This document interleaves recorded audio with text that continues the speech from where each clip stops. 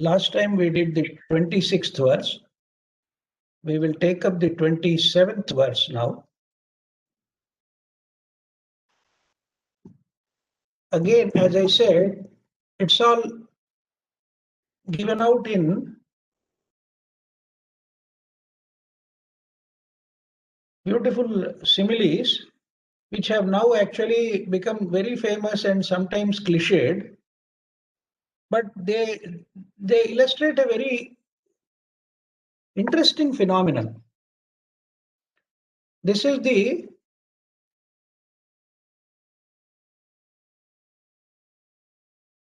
rope and snake delusion. The 27th verse says, Rajjus sarpavadatmanam jivo jnatva bhayam vahet. Naham jiva paratmeti jnanaschen nirbhayo bhavet. Just as the person who regards a rope as a snake is overcome by fear, so also one considering oneself as the ego or the jiva is overcome by fear. The egocentric individuality in us regains fearlessness by realizing that it is not a jiva but itself the supreme soul.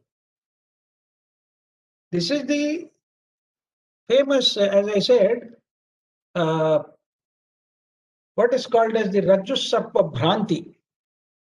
Bhranti is a delusion. Now, the Atman, stuck in an embodiment, considers itself as the jiva.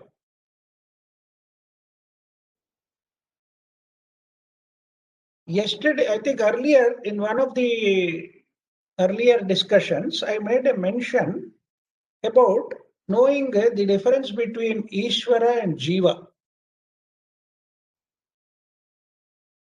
Brahman, being mysteriously coming in association with Maya, is called as Ishvara. There is only an association of the Brahman with Maya for the purpose of the for its own manifestation in a limited manner, in a concrete manner. Right? 1 minute. Or you close the door. Okay. Funny, you also said something very interesting yesterday, day before, which is that but the Ishvara is not affected by the Maya. Yes, that's what I'm saying. The Ishvara is not influenced by Maya. Ishvara is only, the Brahman is only associated with Maya for its own limited purpose of manifestation, but not influenced or affected by Maya. Generally, in the Vedantic texts, you find that there is a mention that Brahman in association with ignorance is Ishvara. But this ignorance is actually an associative ignorance or Maya purely for the purpose of its own manifestation. That means the Brahman descends on his own without any cause. Therefore, it is called as the causeless cause. See, earlier I mentioned this also, that let us not try to seek answers for questions which we are incompetent to ask. First of all, one should be competent to ask a question. I think there is some disturbance. Could you please kindly mute? Who is there a co-host? Yeah. Please, this School of Ancient Wisdom needs to mute itself.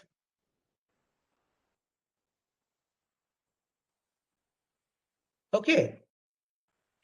So that is the a conceptual framework given for Ishvara. That is the microcosm in association with Maya, which is self-created limitation,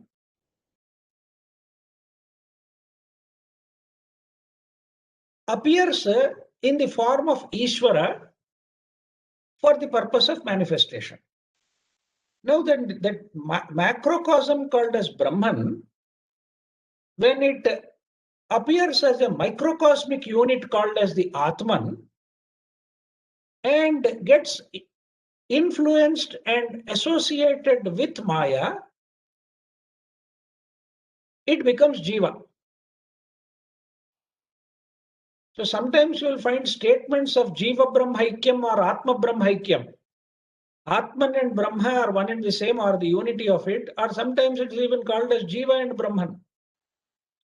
But it is more suitable to call it as Atman and Brahman. Atman is the macrocosm. Brahman is the macrocosm and the Atman is the microcosm. The Atman is influenced by Maya or delusion, or what we otherwise could call it as limitation. Then what happens? That limitation, that ignorance, that lack of vision of the vastness, which is the very root meaning of Brahman, it is deluded. And the very famous and age-old example that is given is the Rajus Sarpa Bhranti.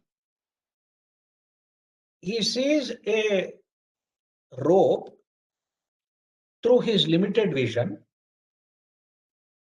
and considers it as a snake. Now, and in that moment of delusion, one does not know that one is deluded.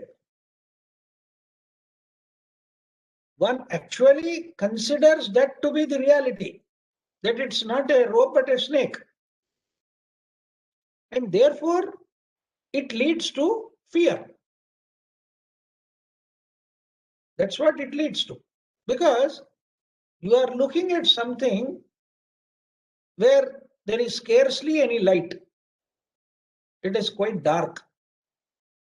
And a coiled rope may appear like a coiled snake.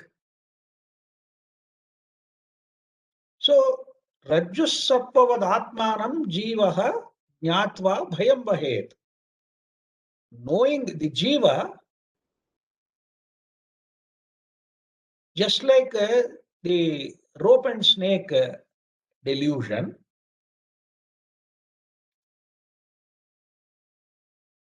the Jiva is now in a state of fear. The moment the Jiva knows that I am not the Jiva, but I am the Paratma or the Supreme Atman or reality, the very dawning of that perception leads to being totally fearless. You see, the beauty of Vedanta is they have been able to pinpoint very precisely the most important aspects of human behavior. If we examine ourselves very carefully, the biggest factor influencing all human behavior is fear.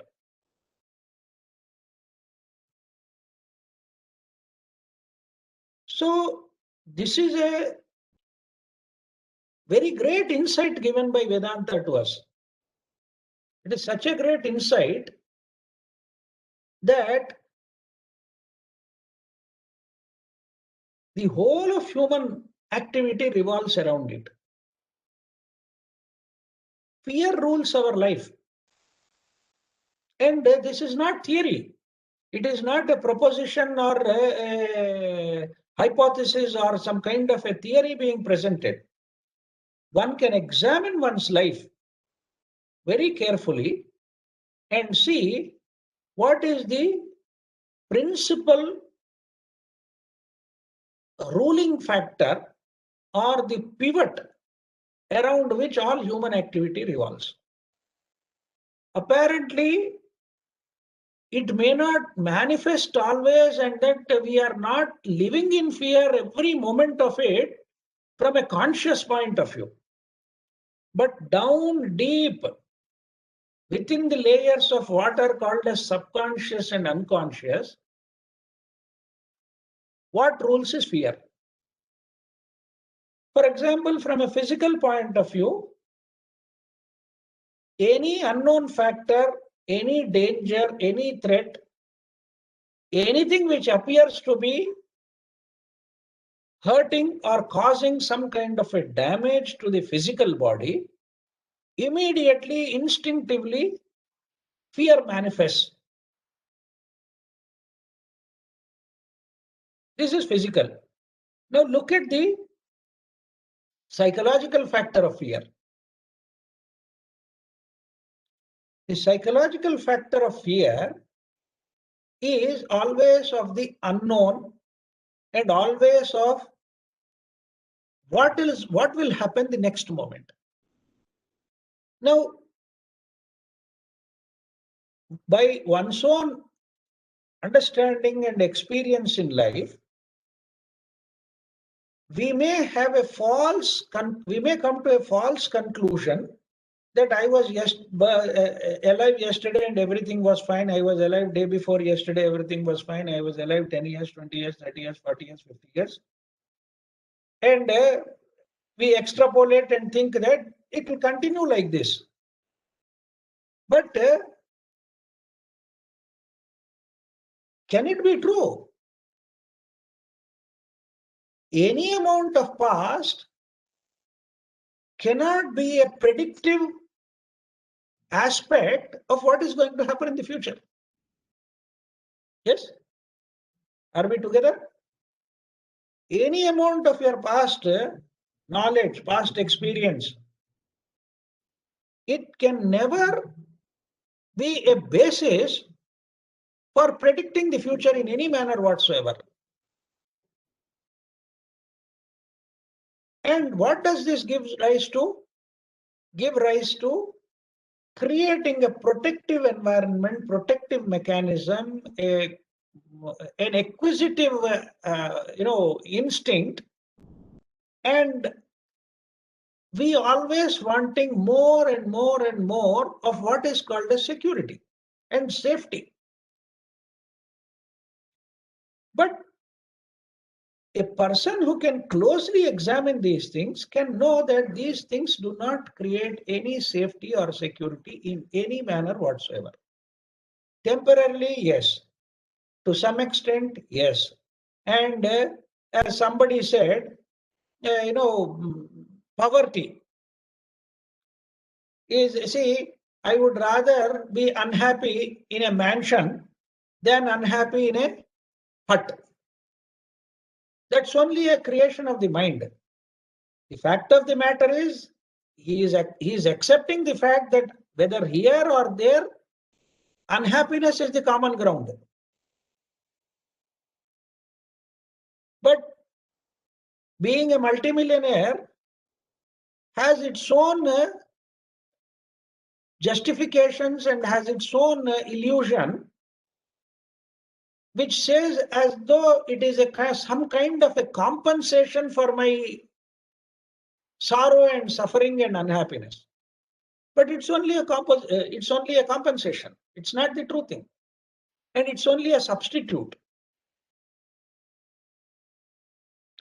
This point was very, very carefully analyzed and pinpointed thousands of years ago by the great seers and sages and inquirers into truth of the Upanishadic times. See, the Brihadaranyaka Upanishad, almost at the end, mentions a beautiful mantra which says that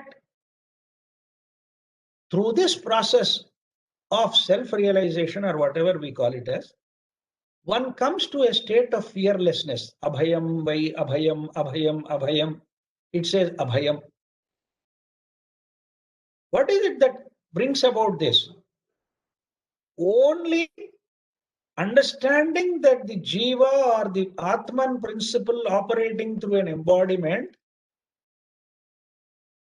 is a delusion where the microcosmic unit thinks that it is totally different from the macrocosm.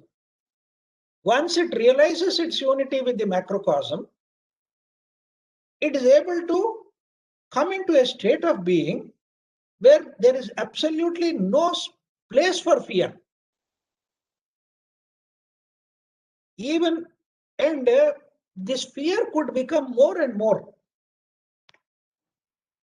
As we grow older, the fear could become more and more. But does it solve any problem, or does it complicate our problems?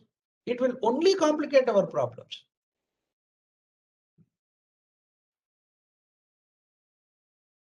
As we grow old, one, infirmity, disease, dependence, being thrown into a miserable condition where one doesn't get the basic human needs may also be denied. It's a lurking fear. What will happen if I become infirm? What will happen if I totally become dependent on somebody? What if I am seriously afflicted by a disease? What if I lose all my property? What if I lose all my hold on things which have been so dear to me? This fear is persistent and likely to grow with age. That root factor has to be recognized. Am I constantly living in a state of fear? Not physical fear. We have, in a civilized society, to a great extent, we have overcome this problem of, physical security or physical safety, or, providing for ourselves some physical comforts. But they also can be lost. They also can be lost. There's no guarantee. And if you remember, I have been quoting this about the earthquake on 26th of January in 2001 in a place called Bhuj in Gujarat. Very rich area. So many multimillionaires were there. Just before going to sleep on 25th, they thought that they have enough property, enough business, enough wealth, which will take care of the next 7 generations. But a few seconds of a manifestation in the form of an earthquake has created so much havoc. And literally, if you maybe you can go back and see that also, there were cases where the entire family is wiped out and a 70 or 80-year-old man is alive. An entire family is wiped out and a 3-year or 4-year-old boy is alive. So what happened to the wealth? What happened to the security? What happened to the safety? What happened to the next 7 generations? So is it in any way creating a security for us? It can happen to anybody. No, the frequency is growing. There were huge floods in Hyderabad because of incessant rain. Similarly in Chennai also, and some other places also. So many places were inundated. People were literally, left to fend for themselves, and there was no food, no milk, no power, no water. And the frequency of such things has become more intense now, where our physical existence is also being threatened because of our own ignorance anyway, or of our own foolishness. So this fear has to be understood at a much, much, much deeper level. You have to understand it at a much deeper level, not superfluously. That is why they have said, Ahara Nidra Bhayamaithunam cha. The four things that are common to all living creatures, animals and humans and everybody, is Ahara, food, Nidra, sleep, Bhaya. Third one is identified as Bhaya. And fourth one is reproduction. First thing is, all living beings look out for food and water, nourishment in some form. Otherwise, there cannot be any continuity of the life in the embodied form. Then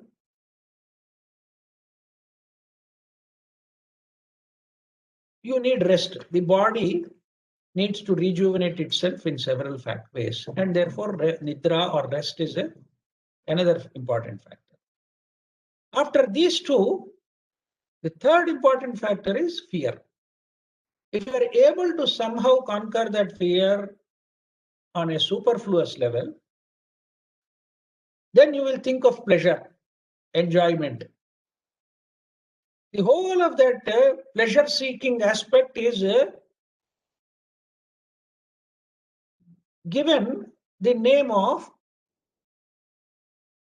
reproduction, or the pleasure you seek in your sexual activity. But it's not that alone. Every form of pleasure comes to that. So you see, they said these are the four basic factors which are manifest in all living creatures. Now, what is it that distinguishes a human being from animals? They have said, Dharmo hitesham vidhiko adhiko vishishyate, dharmena hinah pashubhis. They said dharma. We'll not go into dharma now. Basically, the idea is that.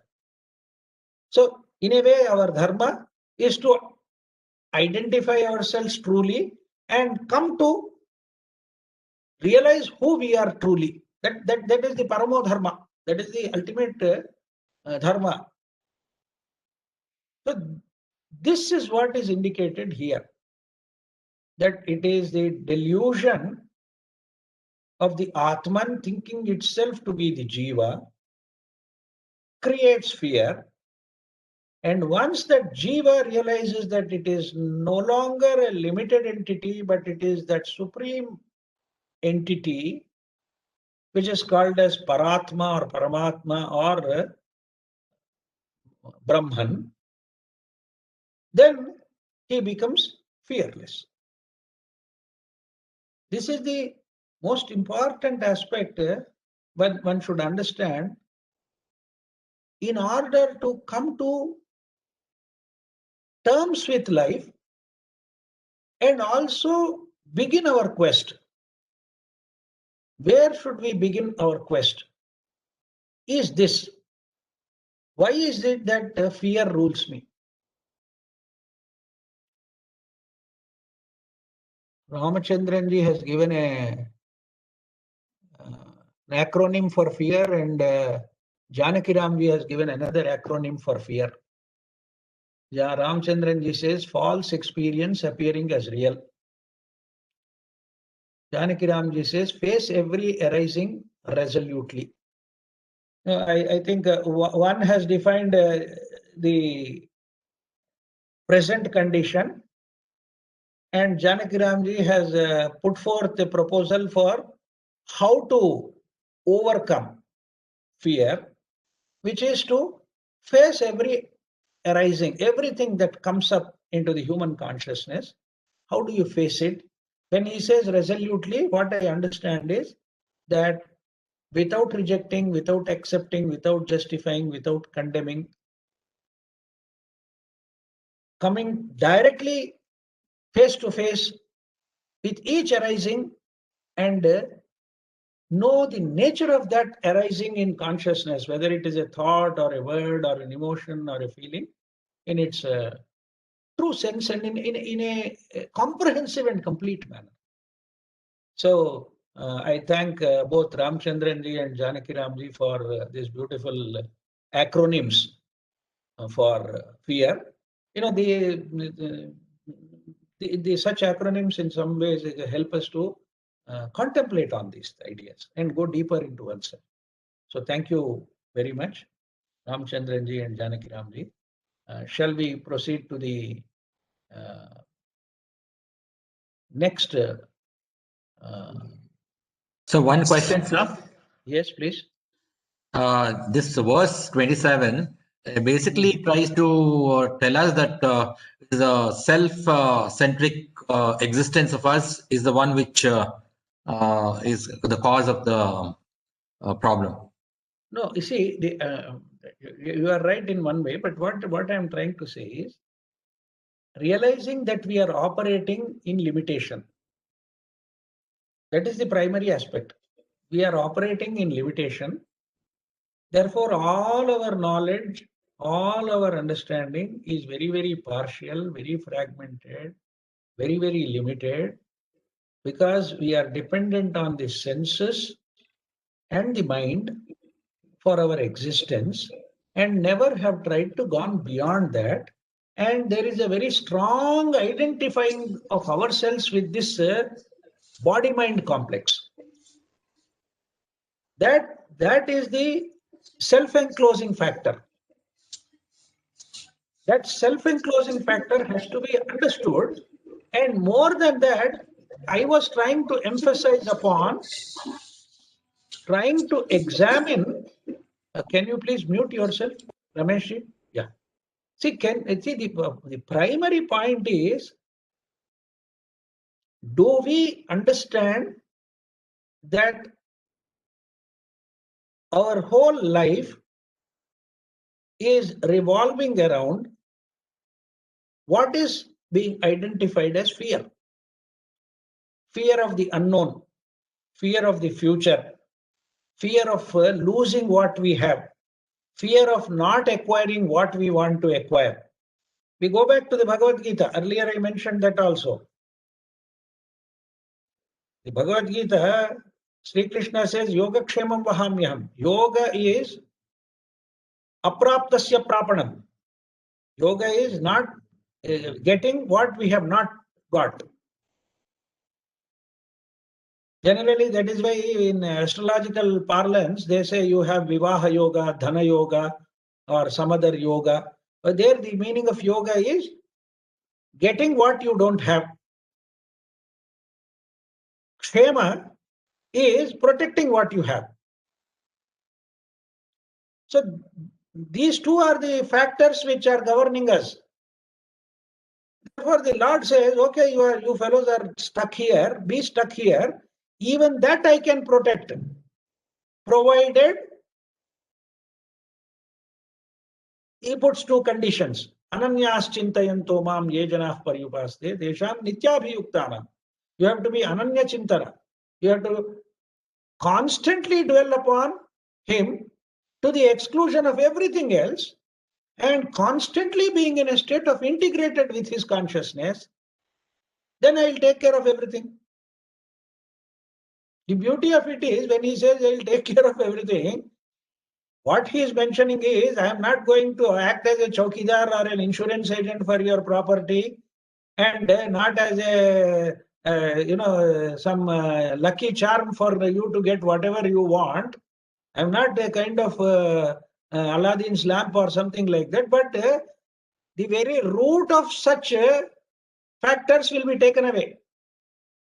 You are no longer concerned with yoga nor kshema. You are no longer concerned with what you have or what you don't have, and you are no longer concerned with the protection of either of them. That is what the root is taken away. But otherwise, what we think is, no, sir, Lord said he'll take care of everything. So he'll take care of my property, he'll take care of my children, he'll take care of their marriages, he'll take care of their children's children, and whatever. Nonsensical ideas all come into our mind because we are stuck there. Even those things one can have temporarily. See, Ramana Maharshi used to narrate a story.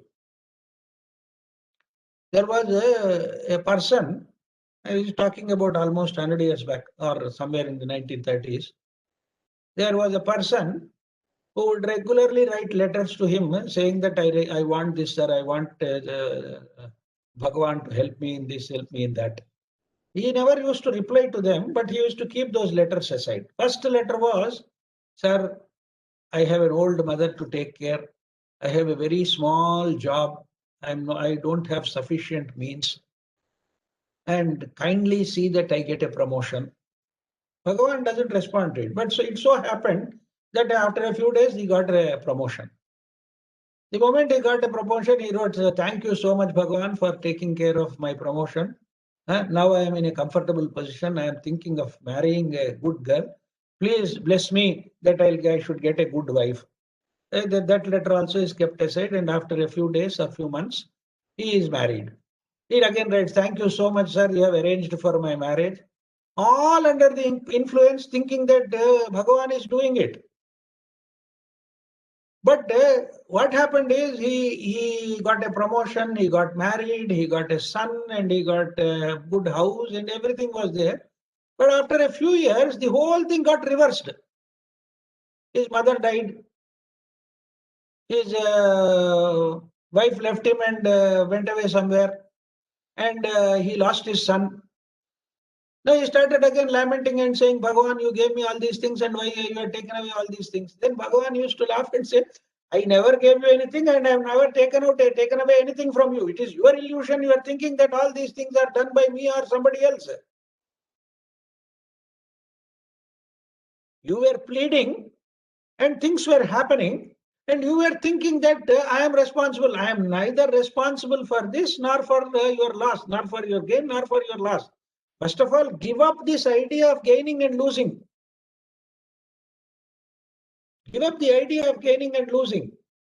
Because this gaining and losing, having more and more of it and not letting go of things is on account of this deep-seated, deep-rooted fear. So you please focus on that. Ramesh, my point, I hope you have understood. Don't think in terms of self, in a state of ignorance, and that's it. That's already taken for granted. We are in a condition which is limited, which is very partial, which is very fragmented, and we lead a life which is full of uncertainties. Now, why is that uncertainty, and why does uncertainty cause fear? Uncertainty could be an opportunity also, isn't it? But we don't look at it as an opportunity. And that is the reason why we never want to let go of what we have. We want this and that also. We want whatever I have, it should be intact. And as a bonus, I should also become self-realized, which is a foolish way of looking at it because they are mutually exclusive. Both the things don't happen together. That is the point of fear I am trying to make out. Means ultimately we need to reach a state of fearlessness born out of the understanding that we are one with the Supreme. Yes. And see, being one with the Supreme, you need not do anything else other than that. Once you are in that state, you are also fearless. You don't become fearless. That state of unity with that ultimate reality or that Supreme Brahman, fear cannot touch that consciousness at all. So don't even think in terms of realizing or coming to a state of fearlessness. Okay, sir, got it. Thank you. Yeah, it's a state of fearlessness, it's a state of bliss, it's a state of unity, because it's infinite. That's the idea. Okay? Now, we can go to the... Thank you, sir. Okay, thank you, Ramesh.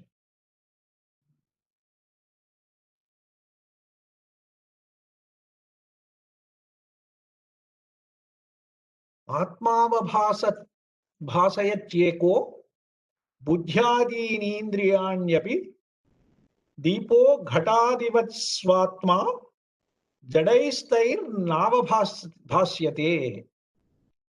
Just as a lamp illumines a jar or a pot, so also the Atman illumines the mind and the sense organs, etc. These material objects by themselves cannot illumine themselves because they are inert. Everything other than the Atman, in one sense, is considered to be Jada, or inert, or insentient. Anything other than the Atman. The only thing that shines or illumines everything is the everything that illumines, whether it is the buddhi or the indriyas or anything, it is the Atman. And again, an example is given, just as a lamp illumines a jar or a pot. Usually, in order to ensure that the lamp is not blown out or extinguished due to wind or air, what you do is you keep a lamp and put a mud pot, a pot made of mud, as a covering or a shield or a shelter, and you put holes in that pot so that it continues to illumine the pot, and also that illumination will come out through the holes outside so that you can see the thing. This is a very, again, a traditional way of illumining houses. And later on, we have now the hurricane lamps and the lamps with glass enclosures and all that. Earlier, the practice was to use this. Now, the pot and the holes in the pot are generally identified with the mind and the indriyas, or the sense organs. Now, what illumines them? It is the Atman. The pot cannot illumine itself. The mind cannot illuminate itself. The senses cannot illumine themselves. There is this aspect of self-illumination or self-luminance. For example, in manifestation, we give that example of the sun. What illuminates the sun? Is there any other body which illumines the sun? It can't be. You don't need another object to illumine the sun. The sun is a self-luminous body. So the Atman is also described that way because it illumines itself. The same is extended, the logic is extended to Jnana also. Jnana is Swayam Prakasha. Like, for example, we can take a very mundane example of our being in a waking state of consciousness. I am awake. Do you need an external validation that you are awake? You don't need, isn't it? You don't need an external validation. You don't need somebody to keep on constantly telling you that you are awake, you are awake, you are awake, your eyes are functioning, your ears are functioning, your nose is functioning. Nobody needs to tell you. You are awake is a state of being aware for oneself that one is in a waking consciousness. So these are all illustrations that are given for understanding that the Atman alone illumines the mind and the sense organs. Left to themselves, the mind and the sense organs are called as Jada, or in one way insentient and material objects or material processes which cannot illumine themselves, just like the example of a lamp giving luminance or giving light to a pot. All these comparisons come because traditionally we have been doing this comparison that the body is considered to be material, and very famous poems and narrations and examples that are given by the bhakti cult, great seers and sages, that you are like the potter, the ultimate reality, or what I call as Ishvara or Bhagavan. You are the potter or the maker of the pots. I am just like a pot. And it is in your power to make me and break me also. So I leave everything to you. You made me. You took a lump of mud and made me into a pot or some other object. Then you destroyed it. Because you are the maker, you have all the freedom to do this.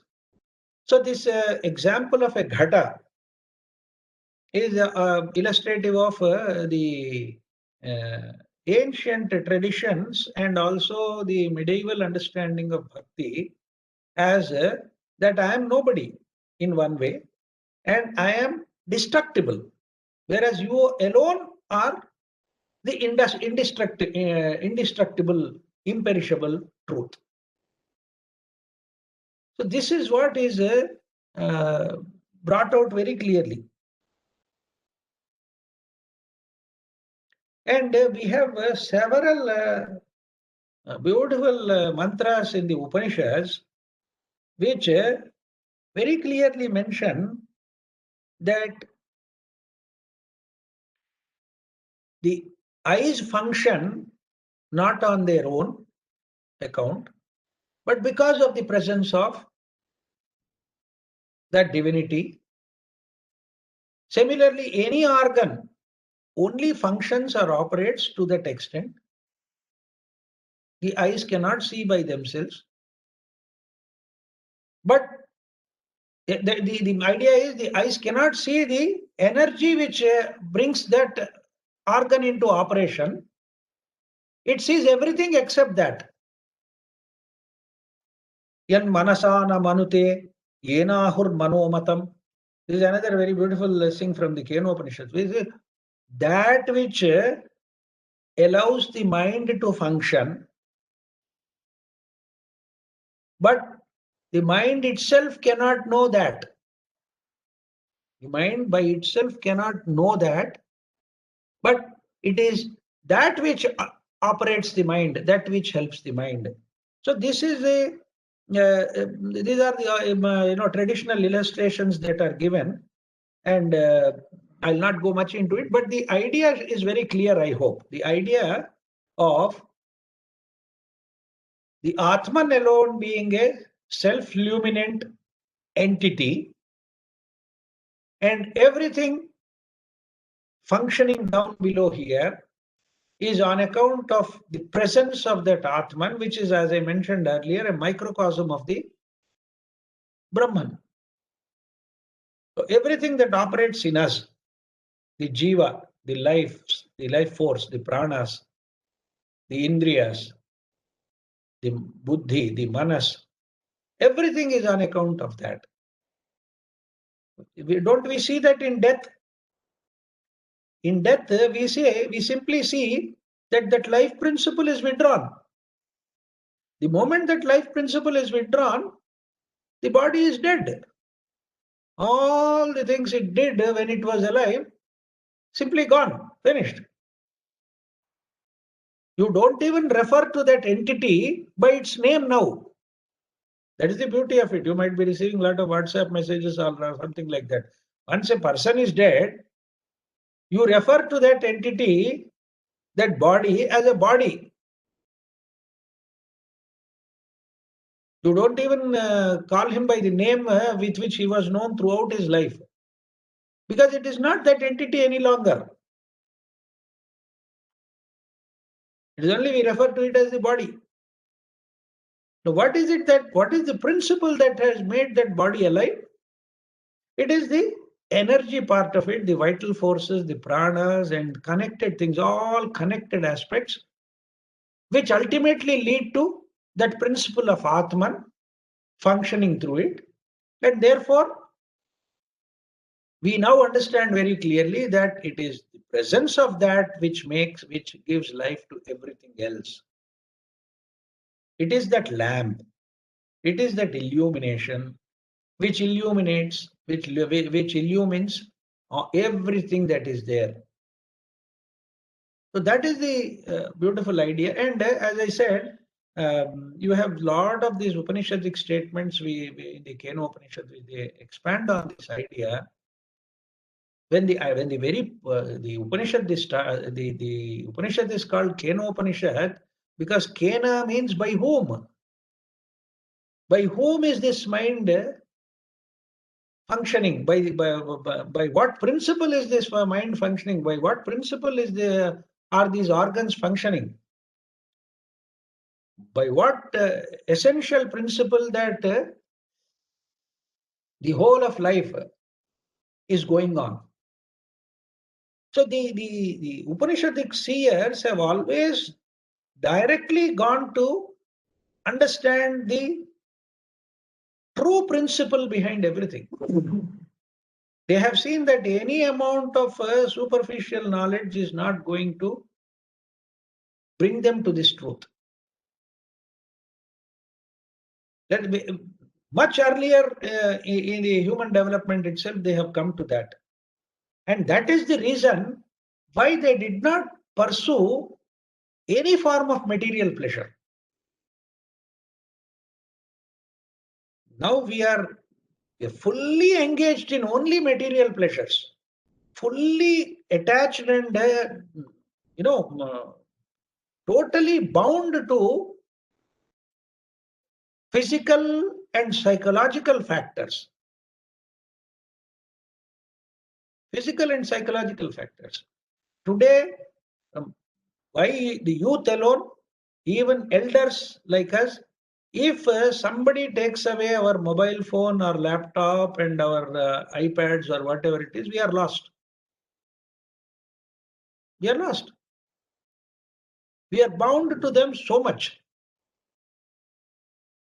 Do we see this binding? What happens to it when somebody dies? What happens to all these attachments when the body doesn't function? Stops functioning completely. So it is important to know that principle when we are alive, because that is what is going to help in coming to terms with the whole of reality. Not look at it from a very narrow point of view and very partially.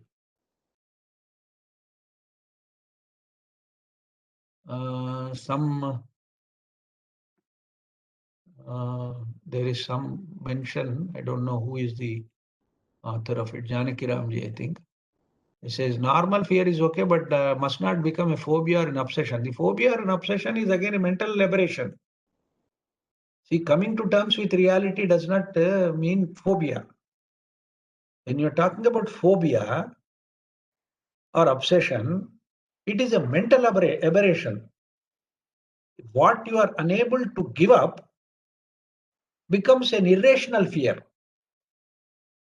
Because, see, the very definition of phobia is irrational fear. There is no rational basis for your fear.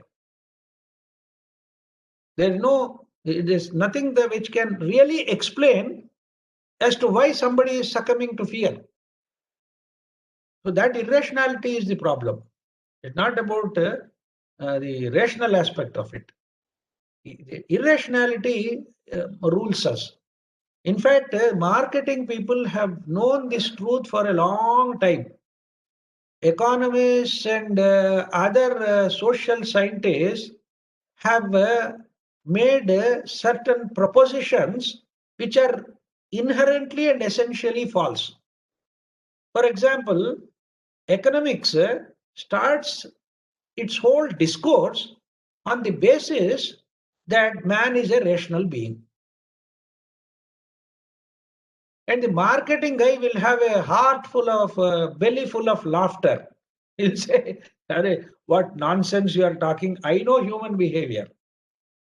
It is irrationality that rules them. As a theoretical proposition for developing your other theories, it may appear okay, and we accept also. Is there a single participant here who will object to being called as a rational person? But is it a fact? It's not a fact. So we are all intelligent people. If somebody says, everybody feels very happy. Yeah, we are all intelligent. But if somebody comes and says all of us are fools, then it becomes difficult to digest that statement. So that is the conflict between the economic theory, which starts on one assumption, and the marketing aspect starts on a totally different assumption. The marketing guy knows that irrationality rules the world, and therefore they are able to create such a world which is based on consumerism. Okay. Yeah. Sarangi ji says fear is led by caution, added to it moha. If moha is taken care of, fear can be overcome as it would not come. Sir, I think we are missing the point. We are missing the point. What does caution mean? Caution is being circumspect about things which we don't know. Why are we cautious? We are cautious because we are not sure of things. That itself is fear. Whether you call it as caution or overabundant, abundantly careful about things, or see whether it is caution or fear or moha, these terms are used for only our limited purpose of understanding at a mental level. But the fact of the matter is that deep down, the only ruling factor, whether it is due to moha or ignorance or avidya or limitation or whatever you may name, you may give. Fact of the matter is there is fear, deep-rooted fear in me. That's what is operating. That's all.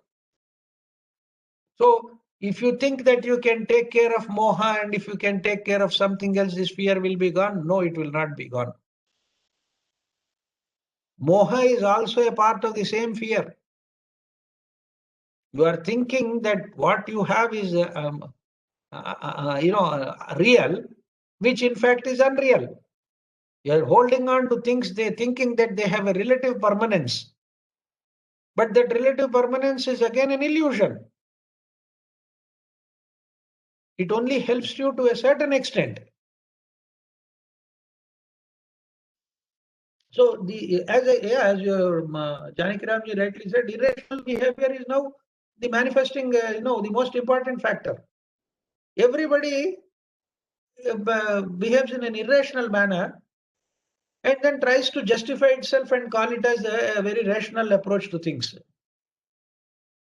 You have to go much, much deeper into one's own psyche, one's own very being. One needs to go much deeper to understand the nature of our behavior. At any level, whatever be the quality, whatever be the aspect you are talking about, whether fear or delusion or anger or lust or greed or whatever it is, see, these are only names. All of them put together is one entity, that is me. For the purpose of analysis, somebody said kama, krodha, lobha, moha, mada, matsarya. But are they independently operating? Are they operating independently? It's only a predominance of a particular aspect and you have named it as such. But it is the whole entity. It is the whole entity which is caught up in this. It's a big mess, sir.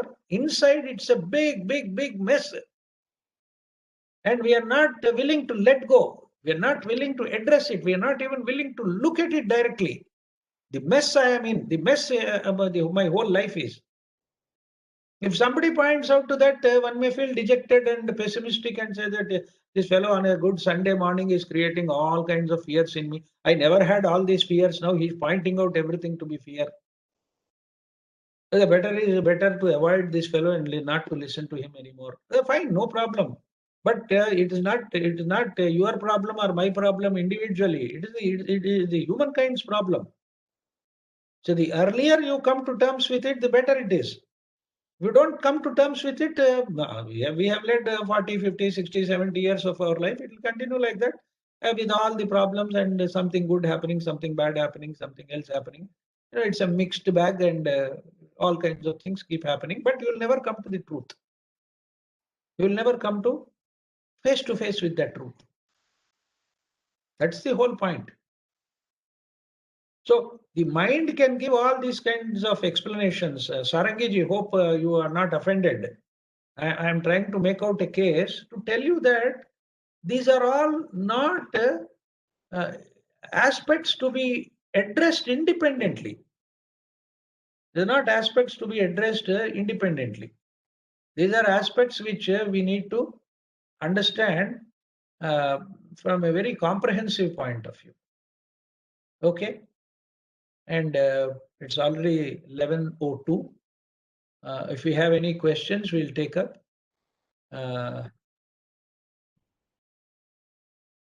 Then otherwise, shall we stop here, or if you have any questions, I think it is better to take up some questions rather than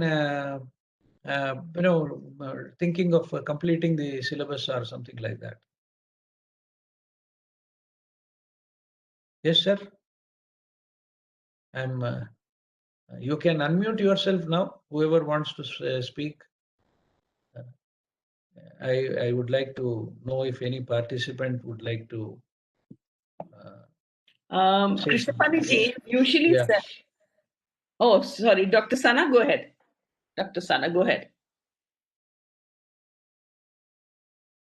Yeah, he has to unmute himself. Yeah. Yes, Dr. Sana. Yes. Namaste. Namaste. Namaste. Tell me, sir. See, we hear to you so keenly to get over this moha and bhaya, not otherwise. It is keeping us away from all this moha of this world, the fear, and gives us that kind of a liberated feelings. Thanks to you, KKG, for giving us this clarity and insight. That's wonderful, because you have truly taken it in the positive sense. You have taken it in the positive sense and able to address the issue. That's what is required, because that clarity of perception is what is required, Dr. Sana. Thank you so much. Krishnaphani ji, they say that the opposite of fear is love. No, it's not to be seen that way. There is no opposite for love. There is nothing called as any opposite. This again, the pairs of opposites are creations of the mind, because the mind can function only through comparison. Right. And in duality. Mind can function only in duality, and duality implies comparison.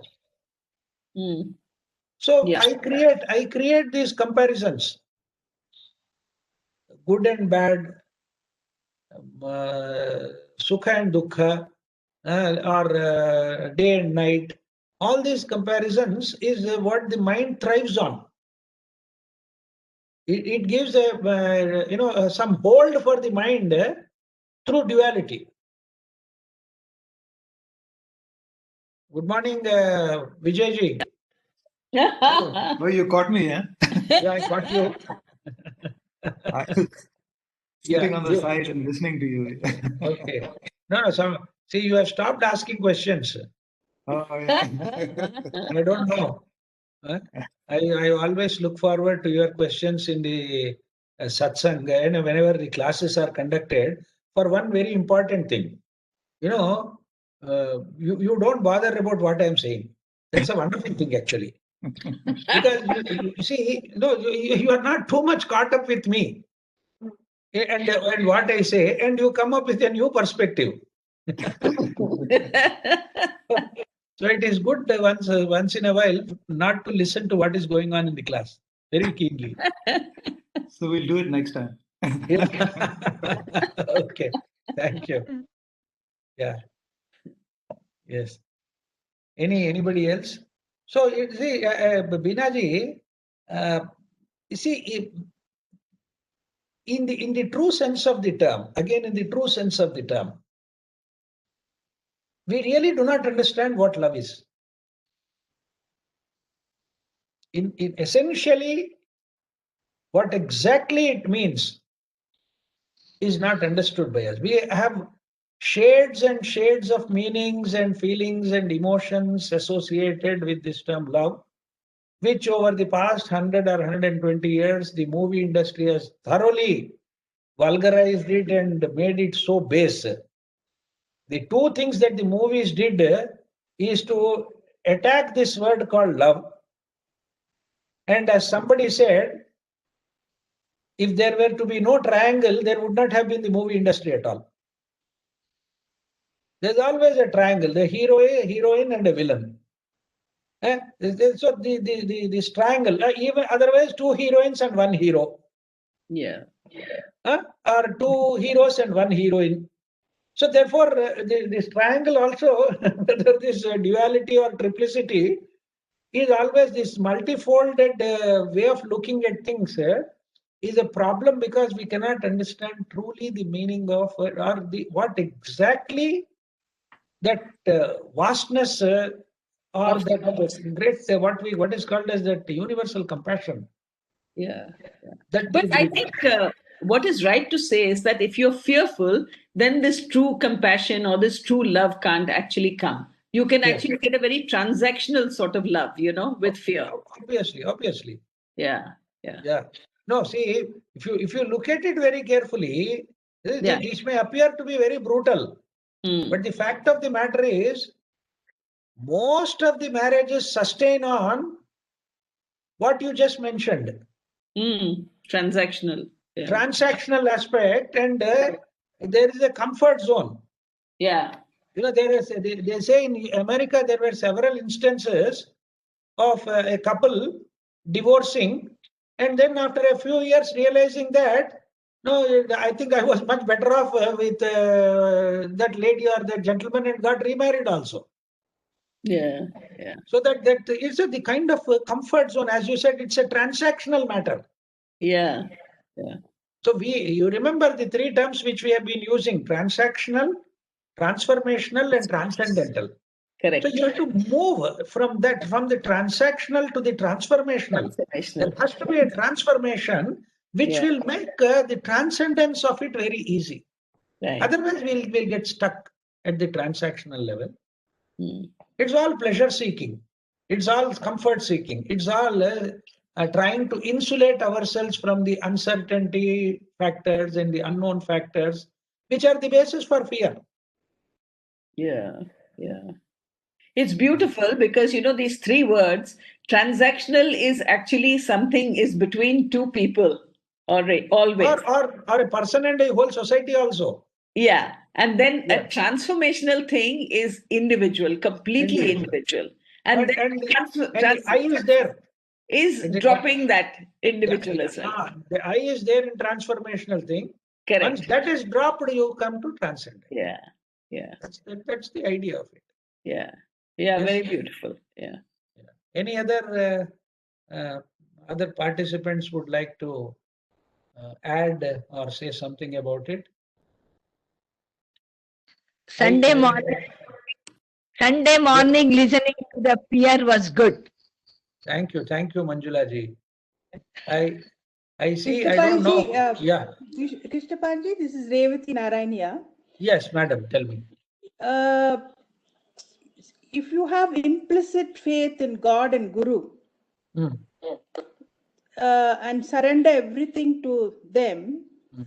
isn't that a way of getting rid of that deep down fear? You surrender everything to him. Whatever happens to you. No, madam, as a theory, it is okay. No, No. I don't want to take your example. I'll take my own example. I'll say I am there. I have implicit faith in God. Okay. Right? Am I willing to face the sudden loss of my wife or child or somebody? In that state, do you still have implicit faith in him and say that he has done it? The example of what I gave about Sri Ramana Maharshi and that gentleman who was going on writing letters. See, implicit faith means willing to accept whatever comes. Exactly. But do we have that? No, but Do it we takes time. But can we reach? No, We it's can not. reach It that. won't. It's not a question of time. It's not a question of time at all. It's a question of being in a timeless state. You think What we can happens never is, reach that state, even if we. you can when you transcend this whole idea of the I and the accumulation of the I.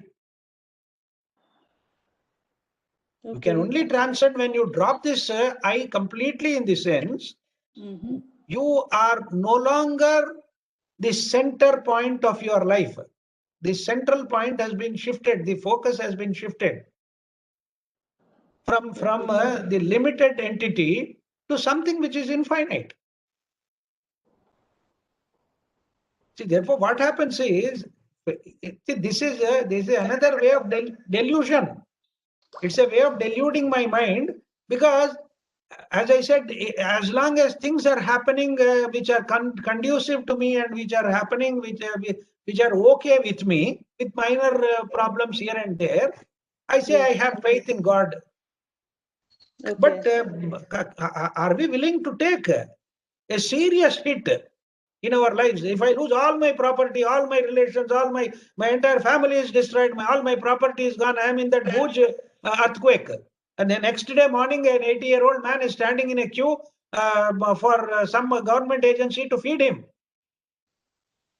Will your faith be intact in that condition?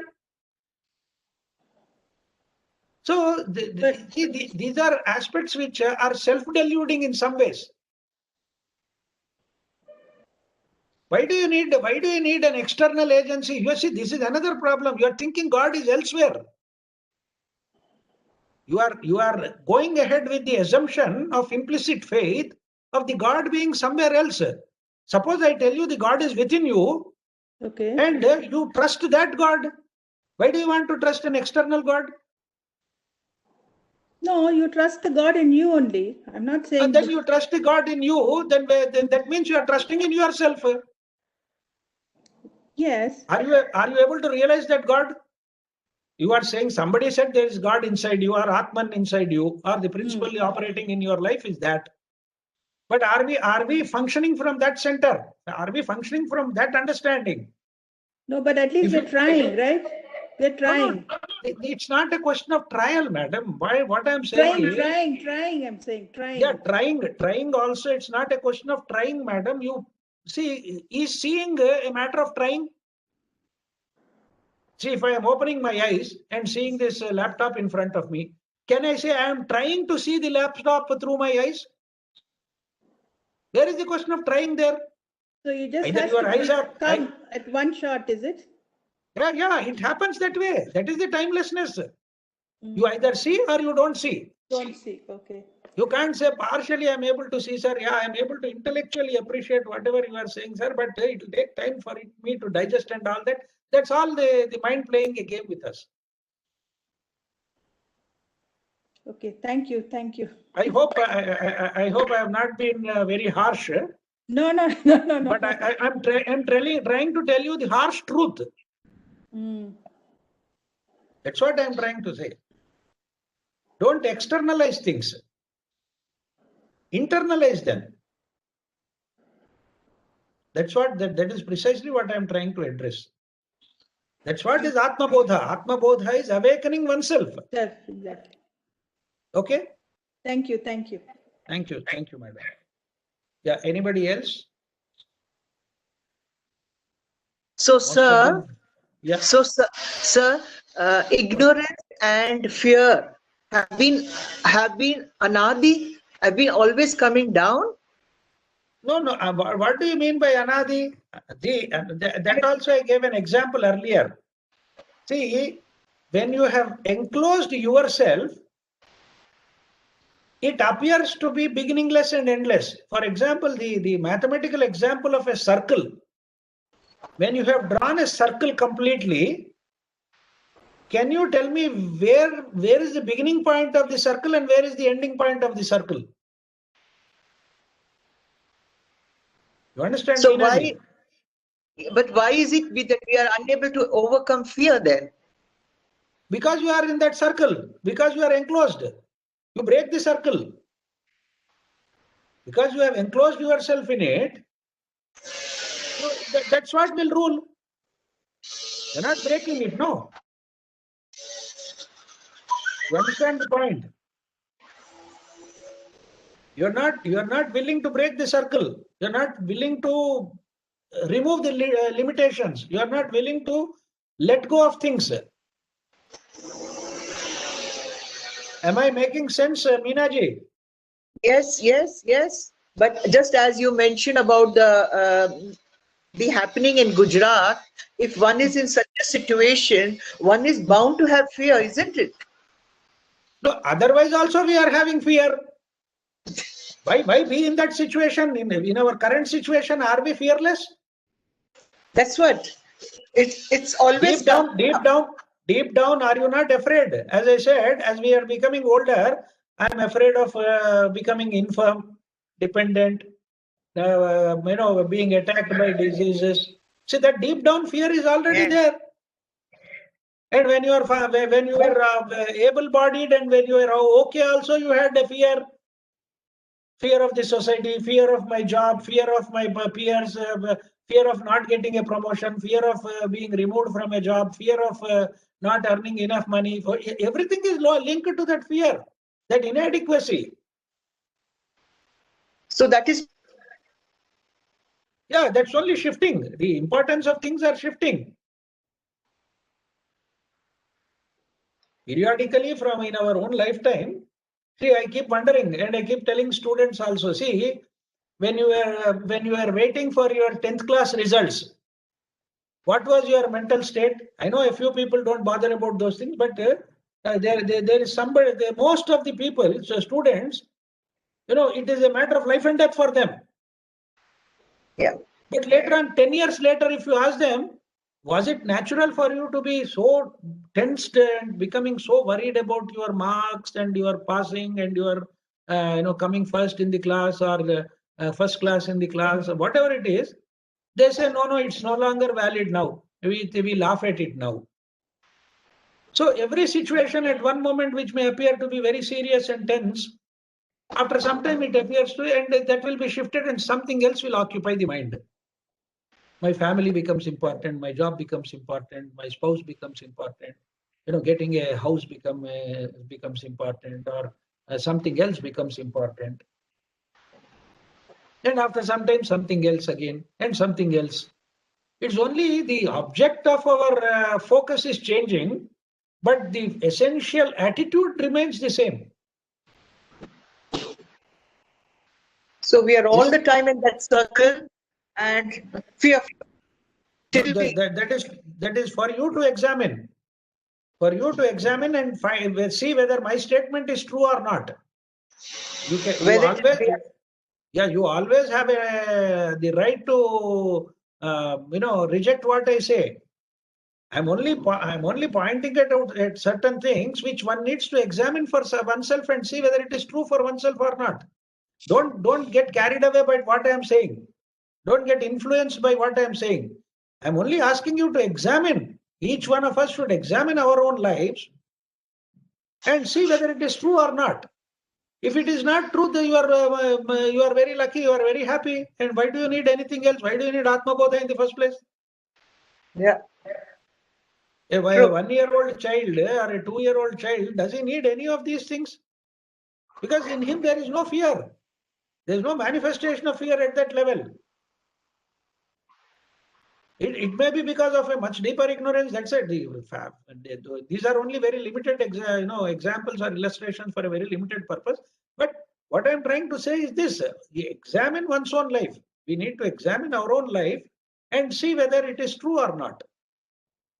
The nature of the aspect of fear may be different, but fear per se is there.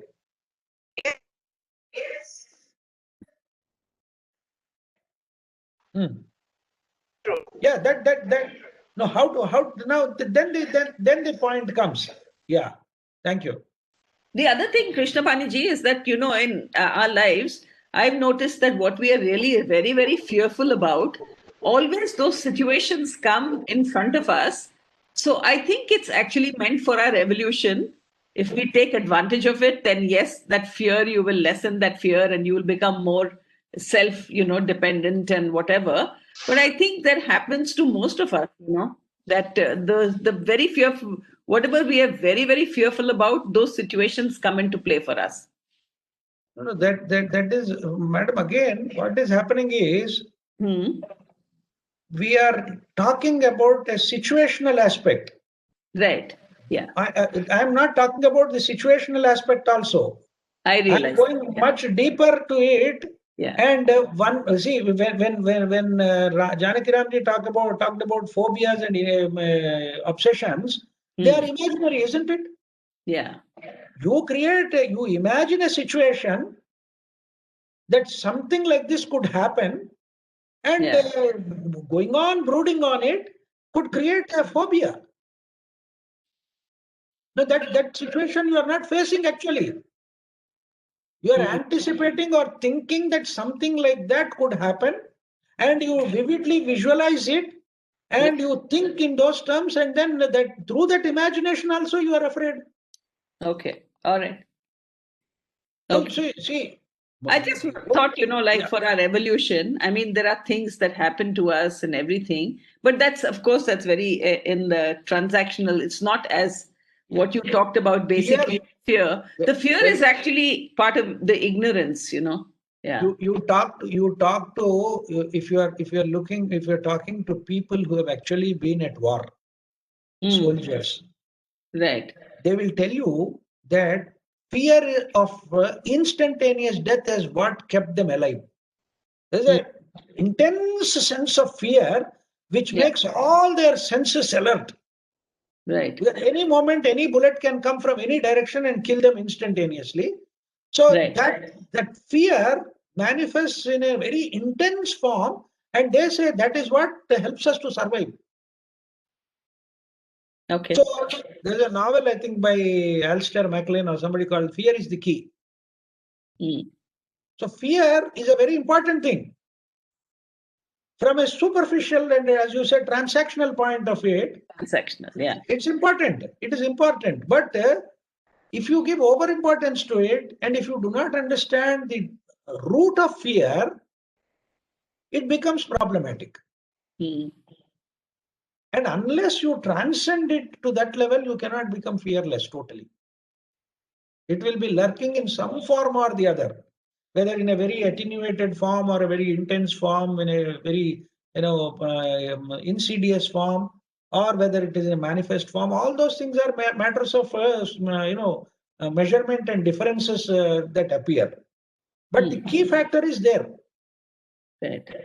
You cannot completely overcome that fear in any other manner except transcending the whole structure of the body-mind complex with which we are operating. Krishnaphani ji, can I ask you a question? Yeah, please. This fear is sort of intrinsic in the animal world, right? Throughout all the living beings. There's this fight and flight aspect where it's if an animal is threatened, then certain chemicals are released, and then it's that fight and flight thing that I was mentioning earlier. Right. So that is it's a natural part of all living beings. Right. Yeah, but so that is important as far as survival is concerned. Yes, yes. But I think you're now talking beyond survival. Yes, I'm talking about the psychological aspect of it. Okay. The psychological aspect of it, we are bound to so many things. We are afraid of losing it. We are, see, for example, somebody could be seriously afraid of losing his reputation. Somebody making a false accusation. Right. Okay. Then what do you call that fear as? A psychological fear. It's a deep down in one's own psyche. Various dimensions of this fear are holding us, are limiting us and enclosing us. It is all again the I aspect of it, the I, the me, the mine. It is all tied to that, isn't it? Yeah. That's what I'm trying to say. That's what needs to be examined very carefully, and whether it has a true basis or not. The other question is it really real? Most of the time, it's not. One needs to examine that. Okay. Yeah. Thank you, sir. Thank you. Yeah, it's already coming to 11, close to 11:30. Shall we close? Yeah, it? yeah, we should close now. Yeah. I think after my talk about fear, most of the other participants seem to be afraid of talking. No, Sarji, we become fearless now. They're saying, either that or they're fearless now. you are no, they may call you as reckless, No, bold and reckless, you know. You are there to moderate, Sarji. Sir, again you are depending on me. I told Revati ji not to depend on anybody outside. You are depending on me. You are real audible. Okay. At the moment, that's what matters. Okay, sir. Okay. Thank you, everybody. Thank you so much for being here. We are going to meet again with Krishnaphani ji on Friday for the Bhagavad Gita at 10:30. Those sessions start at 10:30 and Atmabodha starts at 10 o'clock. So please note those timings. And thank you all for being here. Can we have Sumanji, you're here? Yes, Sumanji. Yes, Sumanji seems to be there. Yes, Suman Goenka ji is there. Yes, She's there, but she's not. She has unmuted herself now. Yeah. Okay. Yeah, Suman, can we have you do the Loka Samasta, please? Yeah, my battery can die down any minute. I'll ask Okay. Meena. Meena's here also. Shall I ask Meena to do it? Yes, yes. Okay. Meena? Yeah. Yeah, thank you, Meena. स्वस्ति प्रजाभ्य परिपालयन्ताम् न्यायेन मार्गेण महिमहेशाः गोब्राह्मणेभ्यः शुभमस्तु नित्यम् समस्तलोकाः सुखिनो भवन्तु समस्तलोकाः सुखिनो भवन्तु समस्तलोकाः सुखिनो भवन्तु ॐ शान्ति शान्ति शान्ति हरिः ॐ श्रीगुरुभ्यो नमः हरिः ॐ श्रीकृष्णार्पणमस्तु. Thank you, Meena ji. All right. So please follow the school groups for the other programs. We have our usual Thursday program, Saturday program. So please follow that on the School of Ancient Wisdom groups. Thank you so much for being here. We'll see you again on Thursday. Thank you. Sarji, you are there? Okay.